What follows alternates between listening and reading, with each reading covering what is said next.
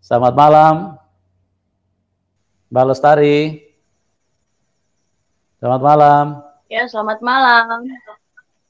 Apa Ya, kabar? selamat malam, Pak. Puji Tuhan Haleluya. Yesus baik. Bagaimana? Bagaimana? Puji Tuhan ya. Haleluya. Ya. Kebaikan Tuhan terpancar dari wajah Anda karena Tuhan Yesus adalah Tuhan yang Haleluya. baik, Tuhan yang mengasihi, Tuhan yang begitu sayang kepada semua manusia. Sekalipun dulu mungkin Ibu Lestari adalah seseorang yang membenci Tuhan Yesus, seseorang yang mungkin menganggap enteng kepada Tuhan Yesus, tapi Tuhan Yesus itu Tuhan yang sangat baik, Tuhan yang tidak pernah memandang latar belakang. Bahkan orang yang sekeji Ya, Paulus pun diselamatkan Tuhan. Orang yang menganiaya orang Kristen, orang yang membunuh orang Kristen, Tuhan sayang kepada Paulus. Itulah Tuhan, itulah hakikat Tuhan. Dia Tuhan yang baik, Tuhan yang mengasihi semua manusia.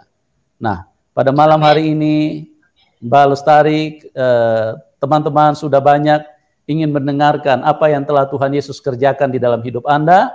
Anda bisa ceritakan mulai dari latar belakang dan bagaimana berjumpa dengan Tuhan Yesus dan apa yang telah Tuhan buat di dalam kehidupanmu. Silakan pada malam hari ini bagikan berkat kepada kami semua supaya setiap orang yang mendengar dikuatkan, diberkati, dihiburkan. Setiap mata yang melihat mendapatkan peneguhan di dalam iman mereka. Oke, waktu dan tempat saya serahkan kepada Mbak Lestari. Silakan. haleluya. Shalom. Selamat malam semuanya. Puji nama Tuhan. Saya ucapkan terima kasih kepada Bapak Yusuf yang sudah mengundang saya pada malam hari ini karena kepercayaannya, karena memang berkehendak juga Tuhan Yesus dalam kehidupan saya untuk menyaksikan betapa hebatnya Tuhan dalam kehidupan saya. Karena saya percaya bukan karena hebatnya saya, bukan karena pintarnya saya ketika sampai saat ini Tuhan Yesus bisa pilih saya sebagai pengikutnya. Puji nama Tuhan, nama saya, ya, saya mau kenalkan nama saya. Nama saya Srilian Lestari Wolango. Jadi kalau Wolango itu, latar belakangnya Wolango itu masih keturunan kerajaan Gorontalo. Jadi saya berasal dari Gorontalo. Jadi Wolango itu masih keturunan kerajaan Gorontalo. Jadi dulunya saya itu seorang muslimah, ya. Kalau mau dibilang fanatik, ya fanatik. Saya bersaudaranya sendiri dari papa sama mama, ya.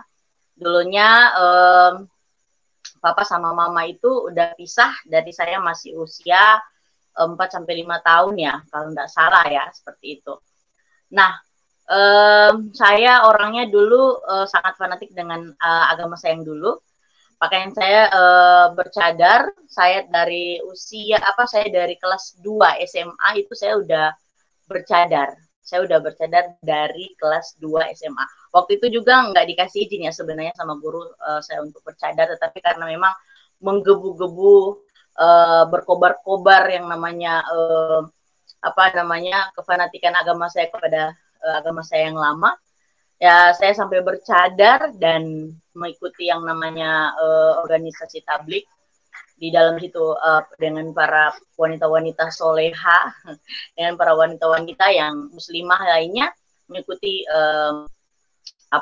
mengikuti kajian-kajian dari majelis taklim. Itu yang membuat saya terpacu untuk menutupi aurat saya waktu itu sampai-sampai saya bercadar. Dan saya pun dulu sempat pesantren juga dari cabang dulu Lembunu, perbatasan Gorontalo sama Palu. Kemudian saya next tahun 2013 itu saya ke Surabaya untuk mondok pesantren di sana lagi. Dan kemudian dulunya saya sangat fanatik dengan agama saya yang lama, sampai-sampai saya membenci yang namanya kekristenan. Bahkan orang tua saya pun sangat benci dengan kekristenan. Artinya, ya mereka di sana saling berhadapan rumah Kristen sama Islam, tetapi yang namanya Kristen mereka nggak suka, gitu loh. Sampai-sampai saya pun saya pun berteman dengan orang Kristen itu jarang ya. Artinya nggak seperti orang itu yang harus harus nginap atau apa gitu di orang Kristen gitu. Tapi ya sama Saya kemarin nggak seperti itu. Bapak ngelarang kita untuk dekat dengan orang-orang Kristen. Ya. Jadi ketika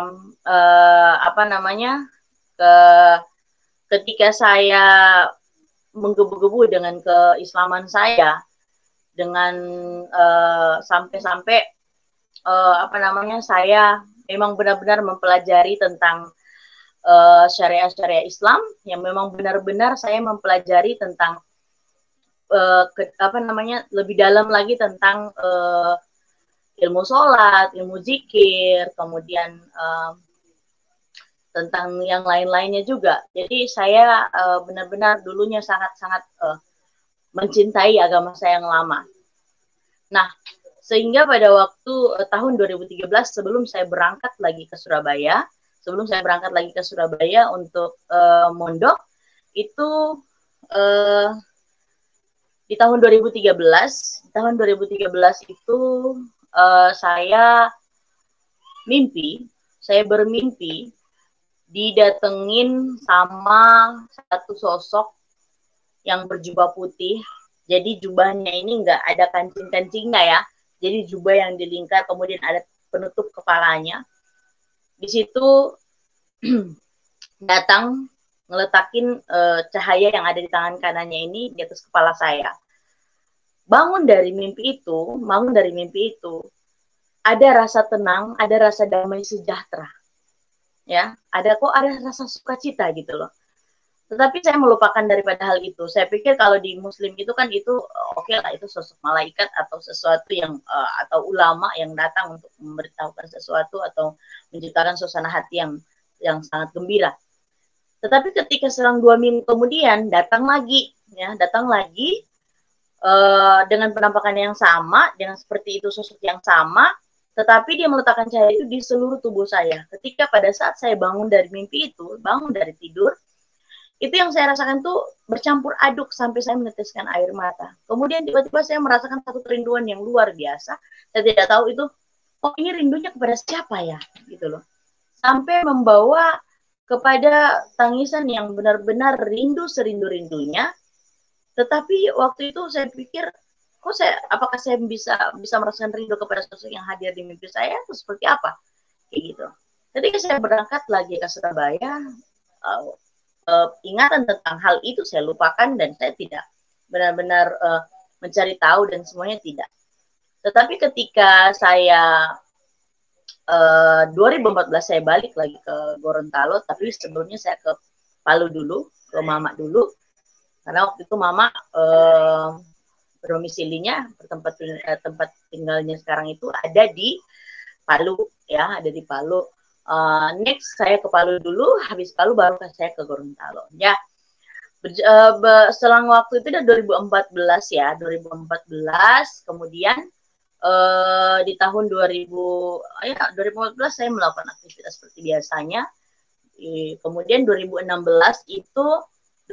akhir ya, saya waktu itu lagi sibuk-sibuknya bikin satu reuni akbar yang the first time reuni itu dibuat di kampung saya.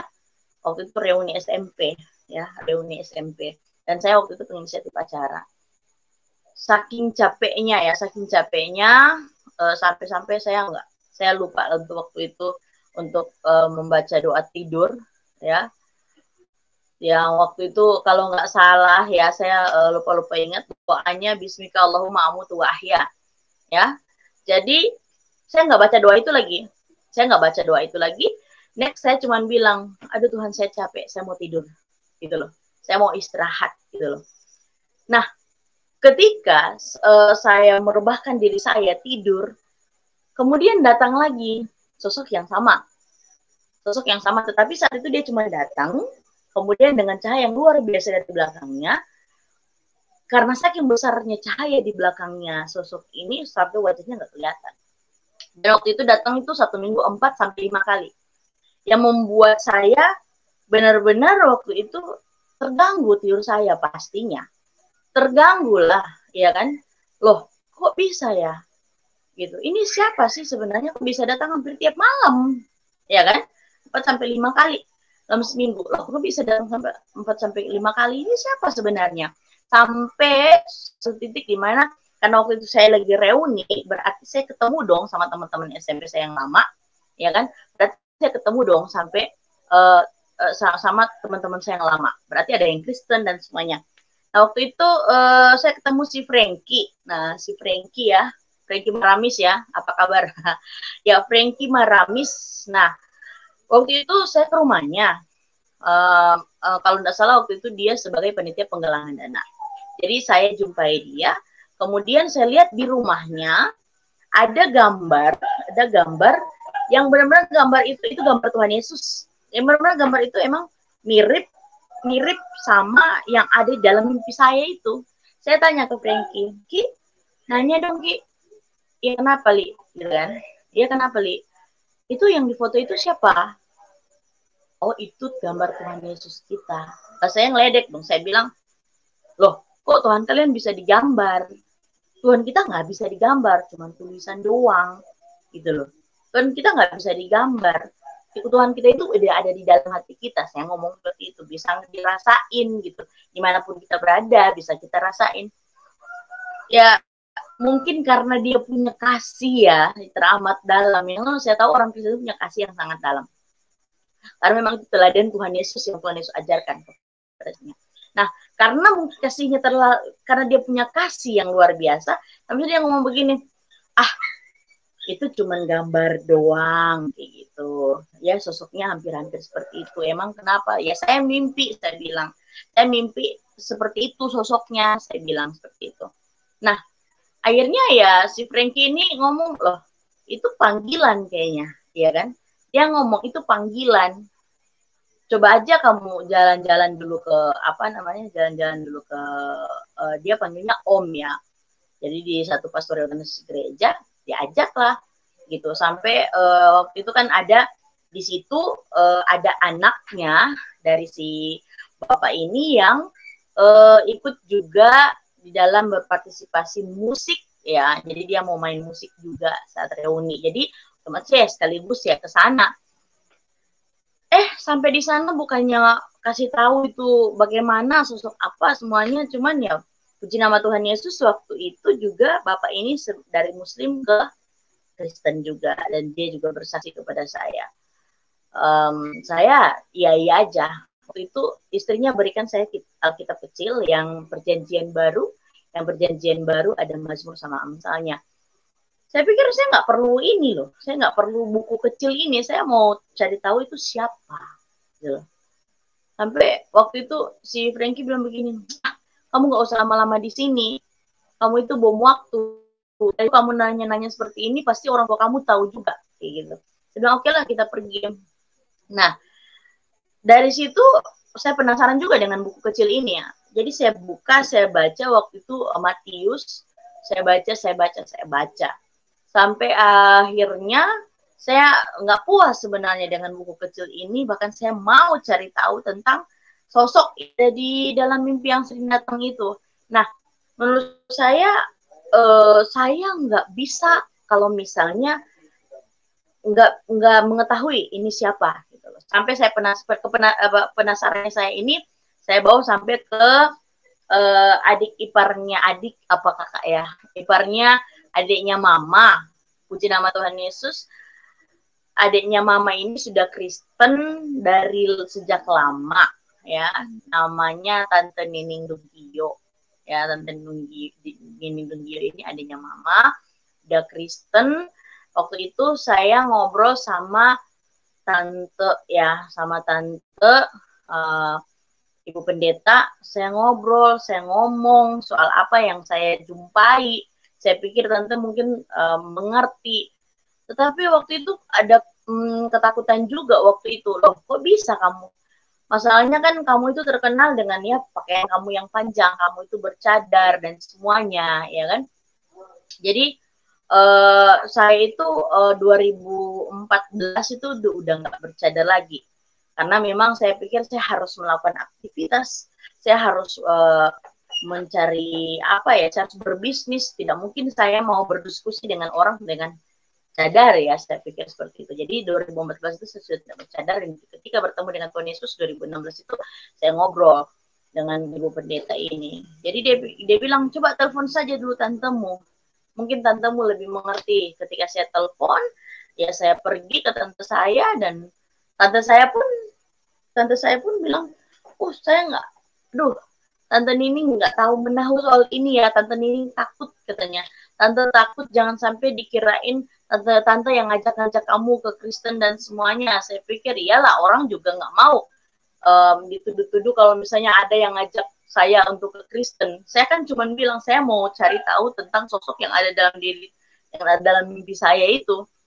Sampai akhirnya saya diketemuin lagi sama namanya Pendeta Eka. Nah, situ ngobrol sampai Pendeta Eka bilang, benar ini, benar yang kamu lihat, benar yang kamu rasakan gitu. Saya bilang iya, saya makin penasaran dengan sosok ini, bahkan ada kerinduan yang mau mengenal dengan sosok ini, pribadi ini siapa. Jadi kemudian dia sharing dengan saya, dia kasih tahu tentang Yohanes 1 ayat 1 dan semuanya. Saya bilang, oh ya, benarkah? Saya bilang, nah dengan pengetahuan Islam saya tentang Quran, tentang kitab saya yang lama, saya bilang ada sih, emang benar ada sifatnya Allah itu ada di Tuhan Yesus, ada di Tuhan Yesus. Sebagaimana sifat Allah yang waktu dia Allah ini mengambil tanah, kemudian membentuk manusia, ditiup, kemudian menjadi satu manusia. Saya bilang, dalam Quran surat Al-Imran pun seperti itu. Jadi, Isa Al-Masih ini ambil, kemudian dibentuk, dan jadi burung, tiup, dan jadilah burung. Kayak gitu. Oh, sama, ya. Saya pikir, ini mungkin ada kesamaan dan semuanya. Saya pikir seperti itu. Tetapi, kata ibu ini, dia bilang, coba aja kamu ikut aja dulu gitu kan, ikut aja dulu seperti apa, mungkin seperti kalau misalnya kamu ikut mungkin kerinduan kamu akan bakalan hilang. Nah, saya waktu itu ikut aja ya kan, ikut sampai ibu ini bilang kita tidak maksain kamu, silakan, yang penting kita udah sampein tugas kita udah sampein, silakan gitu. Jadi saya ikut waktu itu, saya masuk ke satu gereja, jadi saya masuk ke gereja.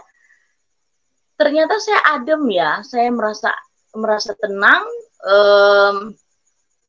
nangis waktu itu, saya merasa nangis, saya nangis waktu itu, saya merasa tenang. Saya bilang, kok ada damai sejahtera ya di diri saya bilang. Sampai akhirnya saya memutuskan, dan saya waktu itu tulis surat keterangan untuk saya dibaptis.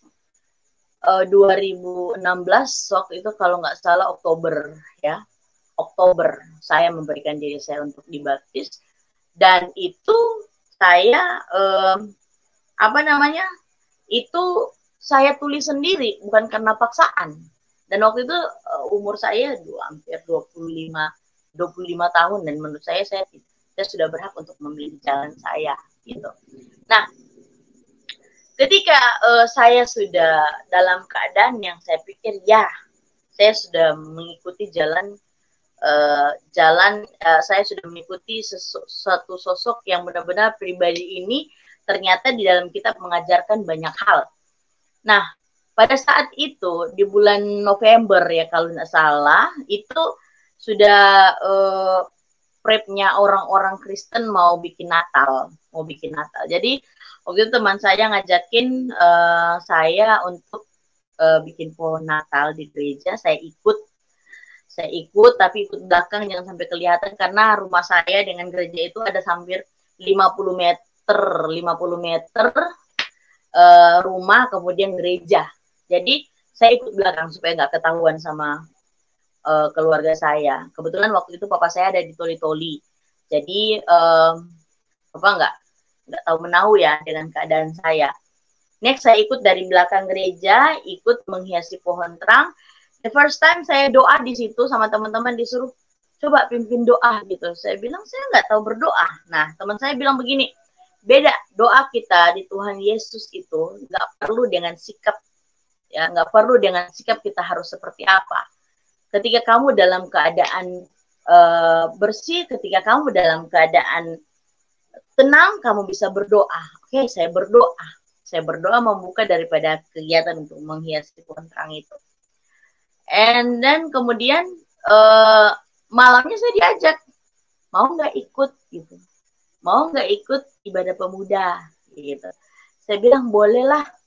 Nah, otomatis kalau masuk gereja harus buka dong jilbabnya. Saya buka, udah pakai rok, udah pakai kemeja, kemudian saya ikut dari belakang. Tiba-tiba ya, ada polisi datang masuk dalam gereja. Sebenarnya kan kalau dalam keadaan ibadah, kemudian ada yang mengganggu ibadah dari satu organisasi agama, satu agama lain yang lagi ibadah, kemudian ada yang kan nggak boleh ya. Tapi waktu itu mungkin karena ya polisinya masih keluarga, jadi masuklah dia, mau angkut saya katanya, saya izin ya katanya, izin ya, saya mau ambil anak ini. Saya duduk paling belakang. Pokoknya lagi ceria-cerianya, saya pokoknya lagi dengerin yang namanya khotbah itu enak banget. Diangkat saya, bawa dengan mobil patroli, dan bayangin masa itu, aduh, keluarga itu banyak sekali. Sampai kakak-kakaknya papa kan waktu itu nggak ada ya. Kakak-kakaknya papa matanya udah merah, udah ngomong kayak begini ke saya. Dia ngomong kayak gini, kalau kamu nggak balik lagi ke Islam, saya potong jadi 2. Saya nggak bohong. Waktu itu kakaknya papa yang paling tua ngomong kayak gitu. Kalau kamu nggak masuk Islam lagi, saya potong kamu jadi 2. Jadi mata mereka itu yang beberapa bersaudara itu udah merah, bersaudaranya papa itu udah merah, pokoknya marah ke saya. Dan waktu itu ibu tiri saya datang rangkul saya. Dan kemudian di situ ngomong, balik aja ke Islam lagi. Kamu itu lagi, mungkin kalau lagi banyak pikiran dan semuanya. Saya pikir, saya diam-diam aja. Karena waktu itu masa sangat banyak ya. Waktu itu masa sangat banyak. Kemudian saya, waktu itu kan belum langsung dibawa ke polsek. Saya masih dibawa di rumah polisi yang angkat saya. Nah, karena ada pengamanan, jadi orang-orang yang dari di luar itu nggak boleh masuk. Kecuali mama tiri saya, kakak beradik, papa saya. Jadi di situ udah diancam-ancam, kalau kamu nggak masuk lagi Islam, kalau kamu itu bodoh ya, kamu itu kayak gitu-gitu sama bersaudaranya papa. Jadi saya waktu itu diam aja, nggak ngomong sepatah kata pun gitu. Sampai akhirnya saya Kapolsek datang, sampai akhirnya saya dibawa dengan mobil yang ada liu-liunya itu, ya. Ke polsek. Nah, waktu itu diinterogasi, kejadian itu malam, diinterogasi, jadi saya semalam di sana, di polsek itu saya semalam, katanya kamu belum bisa balik ke kampung kamu, karena kalau kamu sampai balik ke kampung kamu itu bakalan dibunuh, katanya bakalan diapa, bahkan kemudian papa telepon, ya, Pak bilang, kenapa kamu nggak ngomong dari jauh-jauh hari kalau memang seperti itu? Kamu nggak sayang sama papa, kayak gitu ngomongnya papa. Sebenarnya waktu itu ada perasaan sedih juga, ya kan, perasaan sedih, perasaan apa ya, iya sedih karena waktu itu kan papa ngomong memang udah dari heart to heart ya, sebagai papa sama anak. Tapi waktu itu memang benar-benar nggak bisa ya, hati saya memang udah terpaut pada Tuhan Yesus.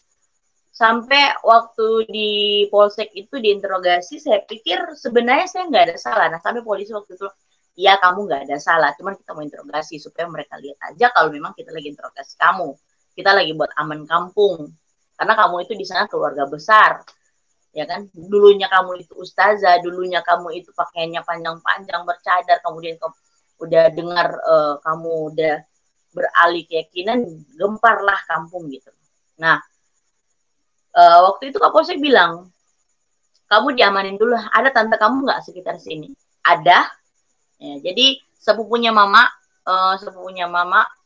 yang ada di Atinggola kalau nggak salah. Jadi saya diamanin aja di situ.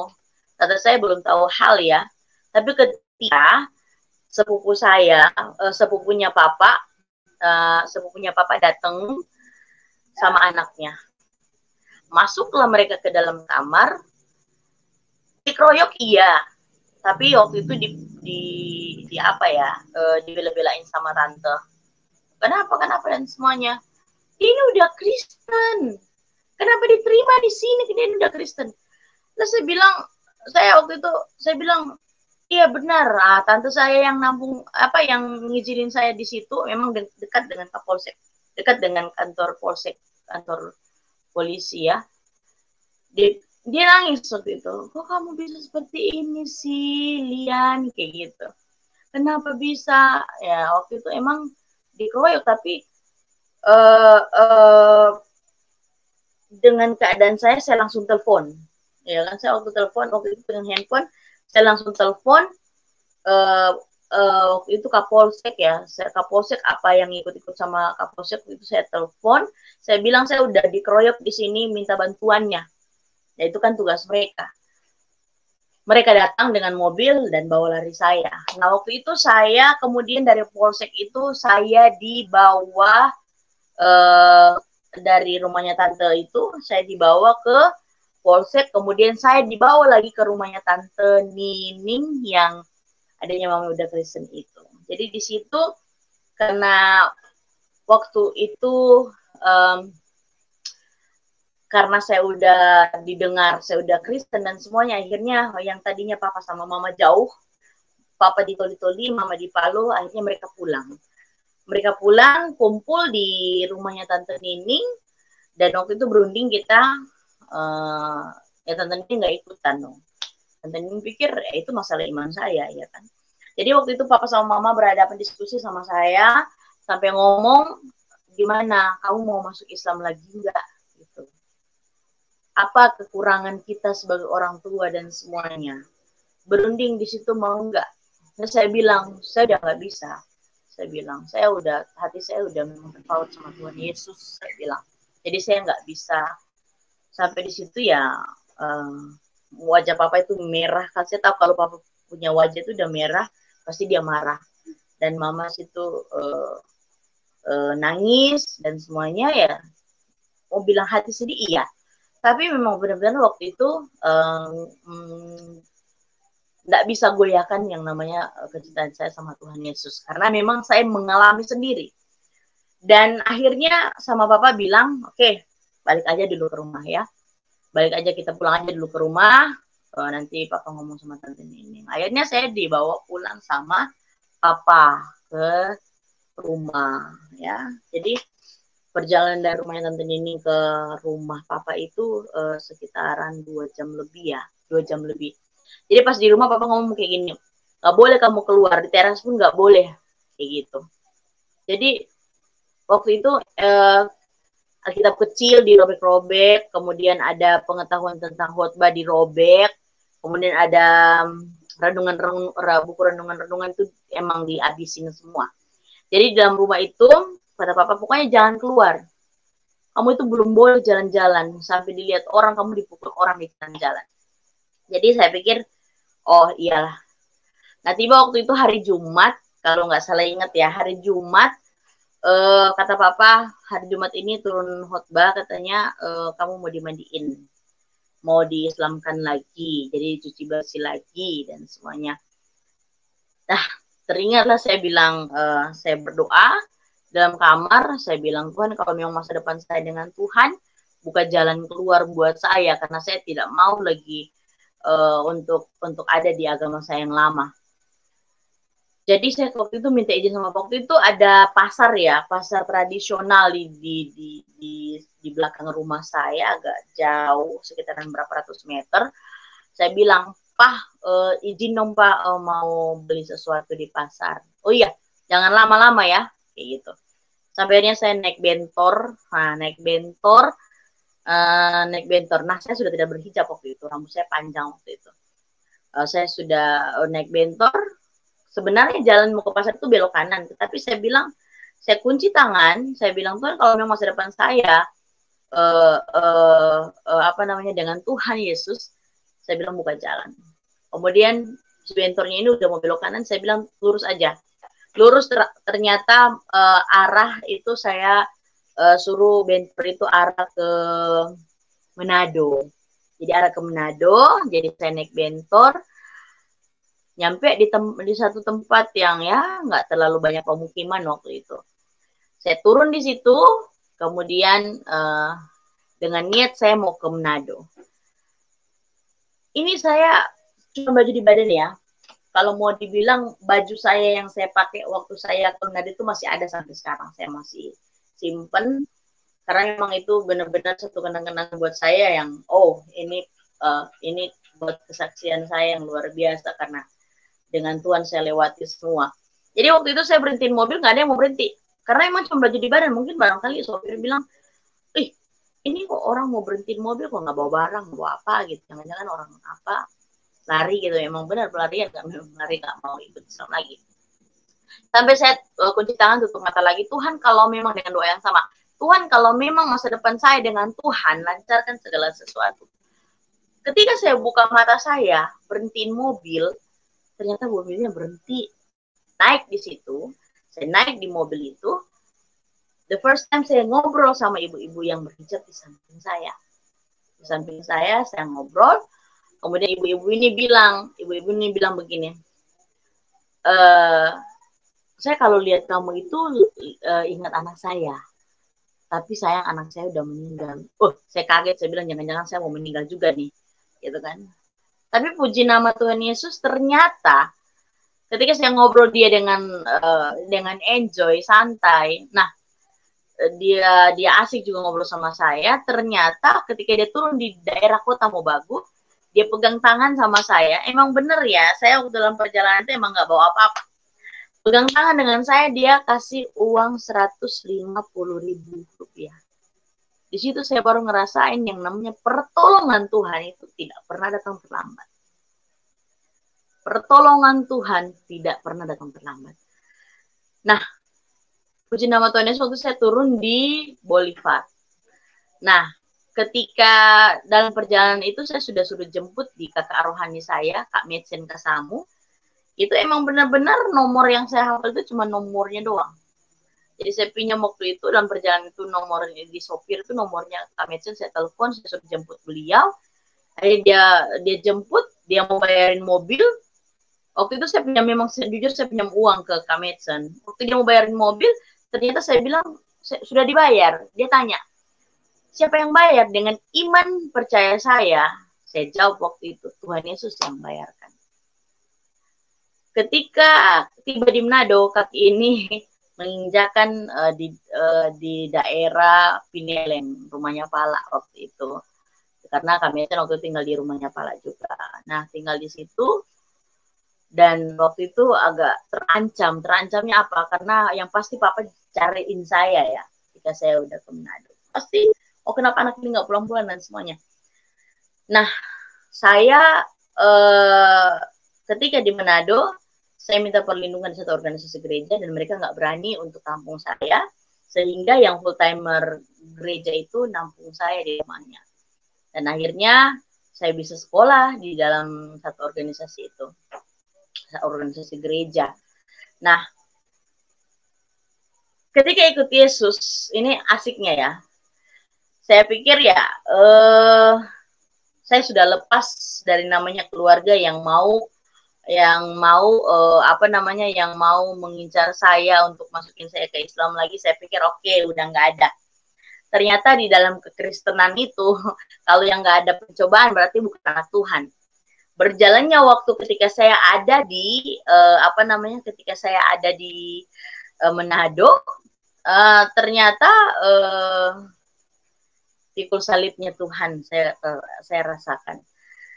Saya pernah pindah dari kos ke kos karena nggak bisa bayarin kos. Saya pernah jualan kue dari gereja ke gereja. Teman-teman juga saya jualan kue. Saya pernah nggak makan 2 hari 2 malam di kos karena memang benar-benar nggak ada yang dimakan ya. Kemudian saya juga pernah tidur di halte karena nggak ada tempat tinggal. Sebenarnya teman-teman itu banyak. Cuman waktu itu keburu malam ya, jadi saya tidur aja di situ. di halte. Jadi memang benar-benar Tuhan Yesus mengajarkan bahwa hidup itu kalau tidak bergantung kepada Tuhan itu sia-sia.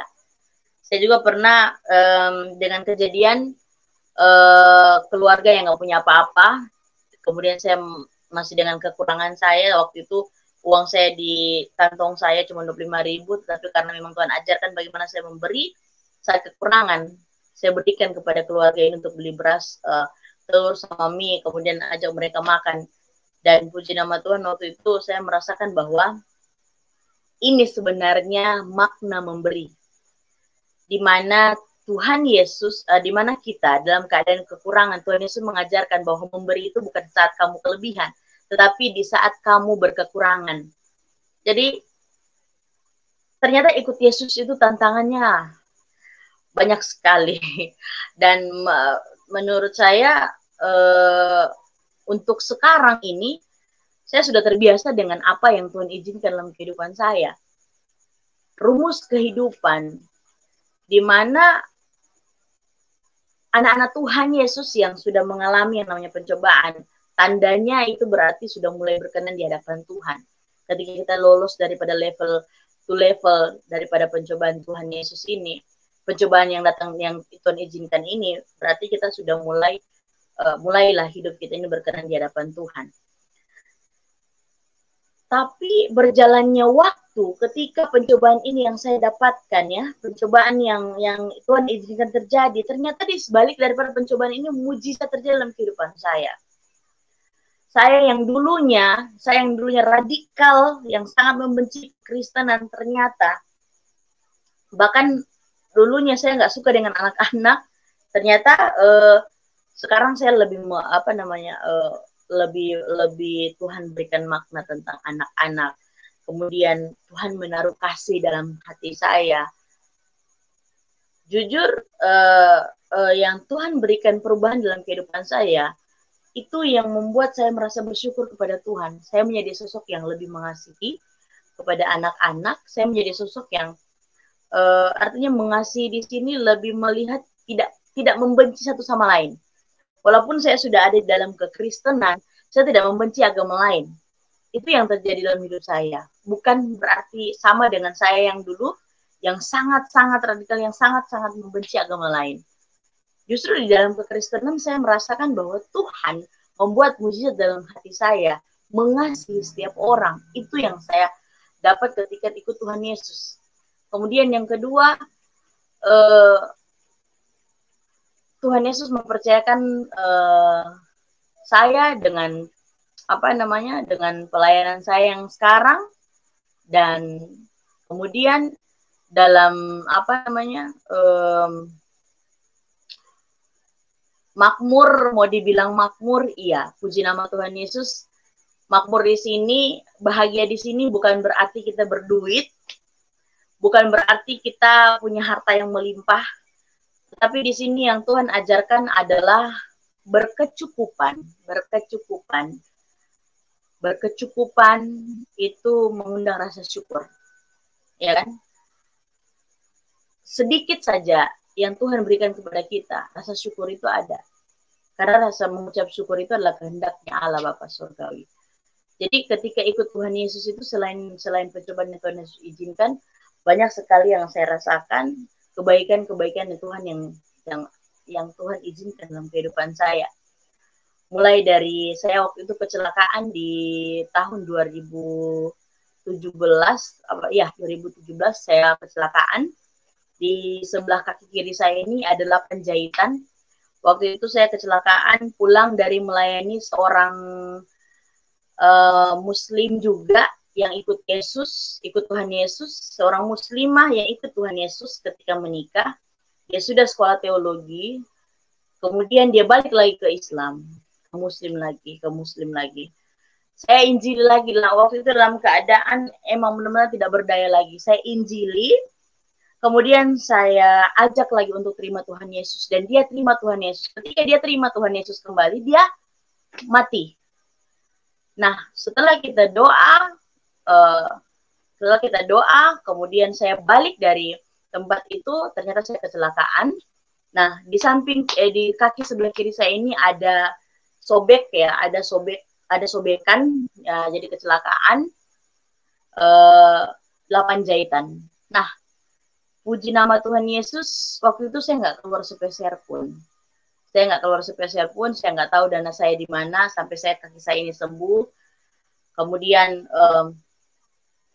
saya diajak sama orang tua angkat saya yang ada di Bitung, saya dirawat di situ, dipanggilkan suster, kemudian habis itu diantarkan saya ke rumah sakit, habis itu ada suster yang ngurusin saya, kaki saya sampai sembuh. Ada juga sampai di Manado juga masih ada orang-orang yang merawat kaki saya. Saya pikir kalau misalnya untuk dana pengobatan itu hampir 5 juta. Dan saya pikir, itu uang dari mana? Saya nggak kerja, saya nggak ngapa-ngapain, itu uang dari mana? Sampai benar-benar saya bilang, Tuhan Yesus itu dahsyat. Dia adalah Tuhan yang bisa memberikan segala sesuatu yang kita butuhkan. Bahkan tidak terlambat pertolongannya.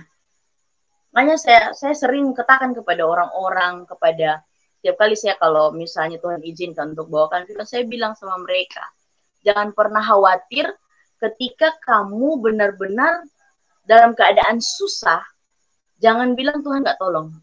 Karena apa? Kesusahanmu sebelum kamu merasa susah, benar-benar susah, Tuhan udah tolong. Karena Tuhan nggak mau lihat anaknya itu susah. Begitu yang saya rasakan selama ini. Ternyata Tuhan saya tidak pernah membiarkan saya kekurangan. Semua berkecukupan dan saya selalu bersyukur. Terima kasih dan itu saja yang bisa saya bagikan pada malam hari ini. Ya, semoga bermanfaat. Karena saya mau kasih tahu memang benar-benar saya mengalami perjumpaan pribadi dengan Tuhan Yesus saya. Dia Tuhan yang dahsyat, dia Tuhan yang luar biasa. Seperti itu Pak Yusuf. Haleluya, puji Tuhan ya. Sebuah perjalanan hidup yang sangat memberkati, di mana Tuhan Yesus dengan kasih-Nya yang begitu besar ditawarkan kepada Mbak Lestari, dan akhirnya beliau diselamatkan. Sekarang bukan hanya diselamatkan, tetapi sekarang menjadi pemberita Injil. Dan pada malam hari ini berkat kasih Tuhan yang begitu besar yang sudah terjadi, yang sudah dicurahkan ke dalam kehidupan dari Lestari, dibagikan kepada kita semua, dan itu menjadi berkat buat kita semua, sehingga kita di dalam iman kita kepada Tuhan semakin menjadi luar biasa, karena memang Tuhan Yesus adalah Tuhan yang real, bukan Tuhan yang ditulis di dalam buku, bukan Tuhan yang hanya dikhotbahkan oleh manusia, oleh pendeta, tapi Tuhan Yesus Tuhan yang bisa berinteraksi dan menyatakan diri secara pribadi kepada setiap orang yang dipilih dan dipanggil oleh Tuhan. Itulah yang telah terjadi dengan Mbak Lestari, sehingga benar-benar apa yang disaksikan adalah sebuah realita kehidupan. Ya, kami bersaksi karena kami mengalami. Kami bersaksi karena itu terjadi di dalam hidup kami. Kalau kami hanya bersaksi karena disuruh-suruh orang bersaksi, nah itu kesaksian hoax. Kesaksian palsu itu. Aku bersaksi tapi tidak mengalami, tidak melihat, tidak pernah merasakan. Nah, itu kesaksian palsu, ya. Oke, teman-teman, terima kasih buat kebersamaannya. Kami berdoa supaya kita semua ada di dalam kasih Tuhan, di dalam berkat Tuhan, dan terus maju di dalam Tuhan. Bagi Anda yang ingin mendukung dari Ibu Lian Lestari, silakan. Nomor rekeningnya kami taruh di bawah layar deskripsi. Kita dukung karena Mbak Lestari saat ini aktif di dalam pelayanan Injil, pemberitaan Injil, supaya Injil Tuhan Yesus bisa semakin cepat diberitakan dan didengar oleh seluruh dunia, dan itu akan mempercepat kedatangan Tuhan Yesus. Ya, doa kami buat Anda semua. Terima kasih buat Mbak Lian Lestari yang sudah hadir, yang sudah membagikan berkat yang luar biasa. Kami semua sangat diberkati. Doa kami buat Anda supaya tetap semakin maju, semakin luar biasa, dan semakin setia kepada Tuhan Yesus, dan menjadi berkat bagi banyak orang. Oke, terima kasih buat semuanya. Tuhan Yesus memberkati, dan salam kemenangan buat kita semua. Amin.